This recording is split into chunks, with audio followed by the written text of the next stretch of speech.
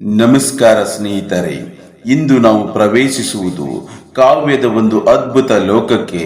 ಆ ಲೋಕದ ರಾಜನಂತೆ ಮೆರೆದ ಮಾನವ ಮನಸ್ಸಿನ ಗೂಢ ಗುಹೆಗಳನ್ನು ಶೋಧಿಸಿದ, ಪ್ರೀತಿಯನ್ನು, ರಾಜಕೀಯವನ್ನು, ಭಯವನ್ನು, ವಿಶ್ವಾಸವನ್ನು ಒಂದೇ ಕವಿತೆಯಲ್ಲಿ ಜೋಡಿಸಿದ ಮಹಾಕವಿ ವಿನ್ಸ್ಟನ್ ಹ್ಯೂ ಆಡನ್. ವಿನ್ಸ್ಟನ್ ಹ್ಯೂ ಆಡನ್ ಅವರು 1907 ಫೆಬ್ರವರಿ 21ರಂದು ಇಂಗ್ಲೆಂಡ್ ದೇಶದ ಪ್ರಮುಖ ಕೈಗಾರಿಕಾ ಪಟ್ಟಣವಾದ ಯಾರ್ಕ್ನಲ್ಲಿ ಜನಿಸಿದರು. ಅವರ ತಂದೆ ವೈದ್ಯರು, ವಿಜ್ಞಾನಪರ ಮನಸ್ಸಿನವರು. ಅವರ ತಾಯಿ ಧಾರ್ಮಿಕ ಭಾವದ ಶಿಸ್ತಿನ ಪ್ರತಿರೂಪ. ಈ ಎರಡೂ ಪ್ರಪಂಚಗಳ ಸಂಯೋಜನೆ, ವಿಜ್ಞಾನ ಮತ್ತು ಧರ್ಮ, ಆಡನ್ ಅವರ ಕಾವ್ಯದಲ್ಲಿ ಜೀವನ ಪೂರ್ತಿ ಸ್ಪಷ್ಟವಾಗಿ ಕಾಣಿಸಿತು. ಆಡನ್ ತಮ್ಮ ವಿದ್ಯಾಭ್ಯಾಸವನ್ನು ಯೂನಿವರ್ಸಿಟಿ ಆಫ್ ಆಕ್ಸ್ಫರ್ಡ್ನಲ್ಲಿ ಮುಂದುವರಿಸಿದರು. ಅಲ್ಲಿ ಅವರು ಇಂಗ್ಲಿಷ್ ಸಾಹಿತ್ಯವನ್ನು ಅಧ್ಯಯನ ಮಾಡಿದರು. ಅವರ ಗೆಳೆಯರಲ್ಲಿ ನಂತರ ಪ್ರಸಿದ್ಧರಾದ ಕವಿಗಳು ಮತ್ತು ಸಾಹಿತ್ಯಗಾರರು ಇದ್ದರು. ಆಕ್ಸ್ಫರ್ಡ್ ದಿನಗಳು ಆಡನ್ ಅವರನ್ನು ಕೇವಲ ಕವಿಯಾಗಿ ಮಾತ್ರವಲ್ಲ, ಚಿಂತಕರಾಗಿ ರೂಪಿಸಿದವು. 1928ರಲ್ಲಿ ಅವರ ಮೊದಲ ಕವನ ಸಂಕಲನ ಪ್ರಕಟವಾಯಿತು. ಯುವಜನರ ಮನಸ್ಸಿನ ಅಶಾಂತಿ, ಯುರೋಪಿನ ರಾಜಕೀಯ ಉದ್ವಿಗ್ನತೆ ಇವುಗಳೆಲ್ಲ ಅವರ ಕಾವ್ಯದಲ್ಲಿ ಪ್ರತಿಫಲಿಸಿತು. 1930ರ ದಶಕದಲ್ಲಿ ಆಡನ್ ಯುರೋಪಿನ ಅತ್ಯಂತ ಪ್ರಭಾವಶಾಲಿ ಕವಿಯಾಗಿ ಹೊರಹೊಮ್ಮಿದರು. ಅವರು ಬರೆದ ಕವನಗಳು ಕೇವಲ ಪ್ರೇಮ ಕಾವ್ಯಗಳಲ್ಲ, ಅವು ಸಮಾಜದ ಆತ್ಮ ಅವಲೋಕನವಾಗಿದ್ದವು. 1930ರ ದಶಕ ಯುರೋಪಿನಲ್ಲಿ ಉದ್ವಿಗ್ನ ಕಾಲ. ಫ್ಯಾಸಿಸಂ ಏರಿಕೆಯಾಗುತ್ತಿತ್ತು. ಸ್ಪೇನ್ ನಾಗರಿಕ ಯುದ್ಧ ನಡೆಯುತ್ತಿತ್ತು. ಈ ಸಂದರ್ಭಗಳಲ್ಲಿ ಆಡನ್ ಮೌನವಾಗಿರಲಿಲ್ಲ. ಅವರು ಸ್ಪೇನ್ಗೆ ತೆರಳಿ ಅಲ್ಲಿ ನಡೆದ ಹೋರಾಟವನ್ನು ಕಣ್ಣಾರೆ ಕಂಡರು.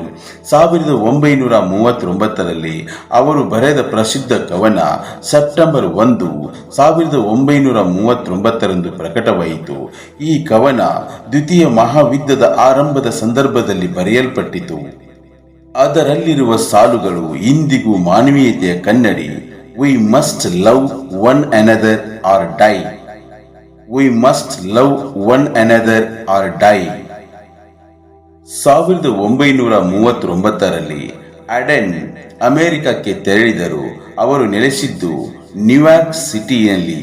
ಅಲ್ಲಿ ಅವರ ಕಾವ್ಯದಲ್ಲಿ ಧಾರ್ಮಿಕ ಹಾಗೂ ತಾತ್ವಿಕ ಅಂಶಗಳು ಹೆಚ್ಚಾದವು.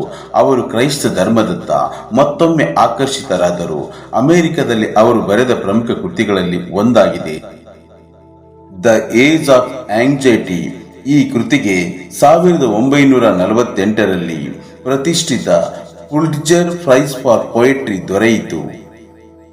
ಆಡನ್ ಅವರ ವೈಯಕ್ತಿಕ ಜೀವನವು ಅಷ್ಟೇ ಸಂಕೀರ್ಣ. ಅವರ ಜೀವನ ಸಂಗಾತಿಯಂತೆ ಇದ್ದವರು ಅಮೆರಿಕನ್ ಕವಿ ಚೆಸ್ಟರ್ ಕಲ್ಮಾನ್. ಆಡನ್ ತಮ್ಮ ವೈಯಕ್ತಿಕ ಅನುಭವಗಳನ್ನು ಕಾವ್ಯದಲ್ಲಿ ಅಡಗಿಸದೆ ಬರೆದರು. ಅವರ ಪ್ರೇಮ ಕಾವ್ಯಗಳಲ್ಲಿ ಸಂವೇದನೆ, ನೋವು, ಒಪ್ಪಿಗೆಯ ಮೃದುತೆ ಇದೆ. ಆಡನ್ ಅವರ ಕಾವ್ಯ ಶೈಲಿ ಪರಂಪರೆಯ ಛಂದಸ್ಸು, ಆಧುನಿಕ ಪ್ರಬಂಧ ಶೈಲಿ, ಮನೋವಿಜ್ಞಾನ ಪ್ರಭಾವ, ರಾಜಕೀಯ ಅರಿವು, ಧಾರ್ಮಿಕ ಆಳತೆ. ಅವರ ಭಾಷೆ ಕೆಲವೊಮ್ಮೆ ಸರಳ, ಕೆಲವೊಮ್ಮೆ ಗಹನ, ಆದರೆ ಯಾವಾಗಲೂ ಪ್ರಾಮಾಣಿಕ.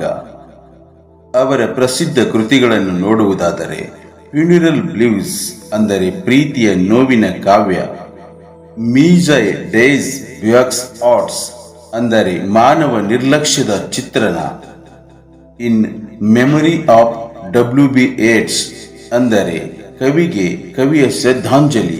ಇವು ಅವರ ಪ್ರಸಿದ್ಧ ಕೃತಿಗಳಾಗಿದ್ದವು. ಆಡನ್ ತಮ್ಮ ಜೀವನದ ಕೊನೆಯ ವರ್ಷಗಳನ್ನು ಆಸ್ಟ್ರಿಯಾದಲ್ಲಿ ಕಳೆದರು. 1973 ಸೆಪ್ಟೆಂಬರ್ 29ರಂದು ಅವರು ವಿಯೆನ್ನಾದಲ್ಲಿ ನಿಧನರಾದರು. ಆದರೆ ಕವಿಗಳು ಸಾಯುವುದಿಲ್ಲ, ಅವರ ಪದಗಳು ಜೀವಂತವಾಗಿರುತ್ತವೆ. ಆಡನ್ ನಮಗೆ ಕಲಿಸಿರುವುದು, ಮಾನವನು ತಪ್ಪು ಮಾಡುತ್ತಾನೆ, ಸಮಾಜ ಕುಸಿಯಬಹುದು, ರಾಜಕೀಯ ಮೋಸಗೊಳಿಸಬಹುದು, ಆದರೆ ಪ್ರೀತಿ ಮತ್ತು ಕರುಣೆ ಮಾತ್ರ ಶಾಶ್ವತ. ಕಾವ್ಯ ಎಂದರೆ ಕೇವಲ ಪದಗಳ ಸಾಲಲ್ಲ, ಅದು ಮಾನವನ ಹೃದಯದ ಸ್ಪಂದನೆ. ವಿನ್ಸ್ಟನ್ ಹ್ಯೂ ಆಡನ್ ಒಂದು ಶತಮಾನವನ್ನು ಆವರಿಸಿದ ಕವಿ, ಇಂದಿಗೂ ನಮ್ಮೊಳಗೆ ಬದುಕಿರುವ ಧ್ವನಿ ಅಂತ ಹೇಳ್ತಾ ಈ ವಿಡಿಯೋನ ಇಲ್ಲಿಗೆ ಮುಗಿಸ್ತಾ ಇದ್ದೇನೆ. ಮತ್ತೊಂದು ವಿಡಿಯೋದೊಂದಿಗೆ ಸಿಗೋಣ. ಅಲ್ಲಿವರೆಗೂ ಎಲ್ಲರಿಗೂ ನಮಸ್ಕಾರ.